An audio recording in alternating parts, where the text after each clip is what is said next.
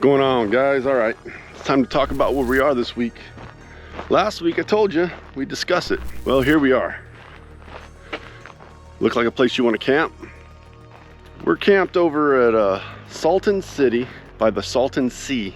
One of the US's greatest ecological disasters, actually. Would you believe it's also the largest lake in California? You probably don't hear about it very often, although there's been documentaries done about it, and you may have heard about Slab City.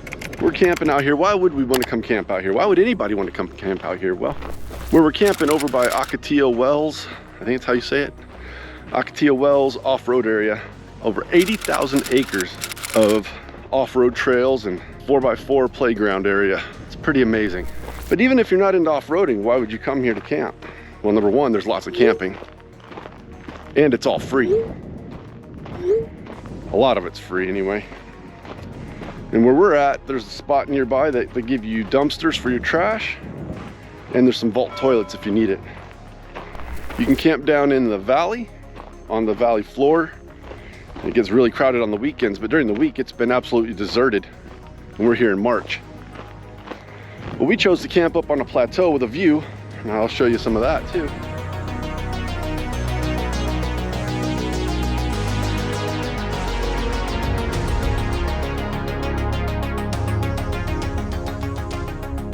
So yeah, there's tons of free camping. It's best just to check on Campendium or one of those other camping websites. Just check in your Salton Sea. You'll find some camping areas. I'll get to some cool history and stuff here in a little bit. And if you're into abandoned things, ghost towny type things, I'm at an old Navy base, auxiliary Navy, whatever the Navy squids call it. So if you go camping here, you might want to know what's around here for food and stuff. Well, right near where we're camping, about 4 miles from our campsite, there's a Chevron with a convenience store. The food court has like Taco Bell, Yogurtland, Pizza Hut, KFC, Subway, Cinnabon. Everything is severely overpriced. Even the little Hostess fried pies are almost $5 for one of those things. You know, because I eat healthy. Don't judge me. You're not here. You don't know.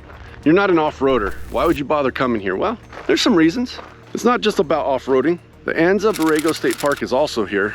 You can go hiking all over the place, hiking trails everywhere. Right now the wildflowers are out. There's tons of wildflower viewing folks here. There's also boating and fishing and no swimming. Again, I'm gonna tell you about that in a second. Just be patient. I'm tired of your impatience, okay? Listen. Oh, it's getting muddy. It's getting muddy. I'm gonna die. It's toxic. I'm out of here. Hiking, fishing, boating, no swimming. Okay, I just need to say something here real quick. I'm about to put up this graphic, and if you can make sense of it, let me know in the comments below, because California actually put this out there as a guide to eating fish from the Salton Sea. I don't recommend you eat the fish, even though California says it's okay. All right, you stuck around this long. I need to give you some facts about this place that might make you interested in coming here, because it really is cool and I would recommend it. All right, so Salton Sea wasn't always here.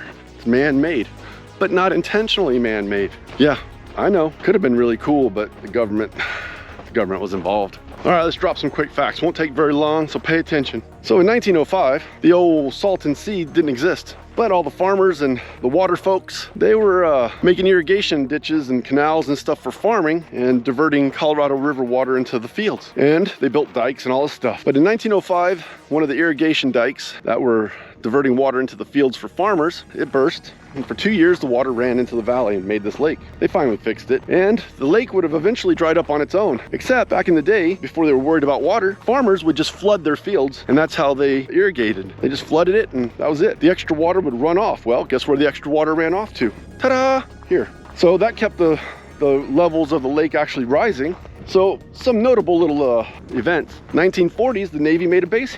Look at this, see? Everything. It was a decent sized little auxiliary base. And in the 40s, they also did practice runs with B-29s, and they dropped dummy bombs onto rafts in the river. Why were they doing that? Because they were practicing dropping nuclear bombs on Japan. Little tidbit for you there. Don't say old Salty Vet doesn't bring you anything interesting. I mean, I don't most of the time, but this time I did. Yeah. So after the 1940s, what came next? The 1950s. In the 1950s, people said, hey, we can make money off this ecological disaster, which at the time, it really wasn't an ecological disaster. It wasn't too bad. So they marketed it as a resort. Bombay Beach, across the sea over there, across the lake. Bing Crosby, Frank Sinatra, Beach Boys, they came and hung out here. It was actually a really popular place. In the 1960s, on the west side of the lake, kind of where we're camped, they decided in the 60s that they were gonna build a master plan community. They laid out all the roads, sewer, electrical, everything. Go check on Google Maps, it's pretty crazy. Look up Salton City. Started being developed in the 60s and it didn't take off very well. It didn't do very well because it was kind of far. There weren't many people out here. So it kind of started to decline a little bit, and water levels were rising. Water levels were rising because of all the flood irrigation I was talking about earlier. The master plan community really didn't do that well, and today it's almost like a ghost town. Like I said, in the 70s, the water levels were rising, and the Navy base here actually abandoned all the structures here and all that stuff, and you can see how high the water used to be on this building over here. I'll show you in a second. Well, in the 80s, things turned around because the farmers started using more efficient irrigation. Well, with that efficient irrigation came less runoff. Less runoff meant this sea, this lake with no outlet, finally started to dry up. Then that's where the ecological disaster really comes into play. At first, it was just a cool lake. Guess what? Now, all that water, and it's a salty lake. I didn't even mention that, huh?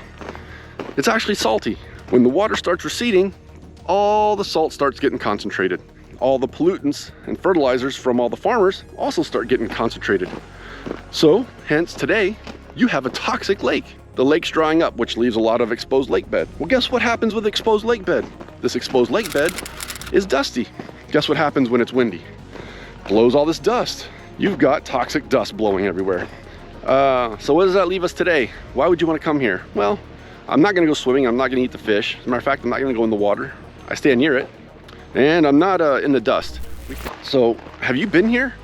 Have you camped here? Would you camp here? Would you come here? Let me know in the comments. I'm curious. I would definitely come back here, actually. So come check this place out. Subscribe, like the video. It means a lot. I appreciate it. Bye. The Anza-Borrego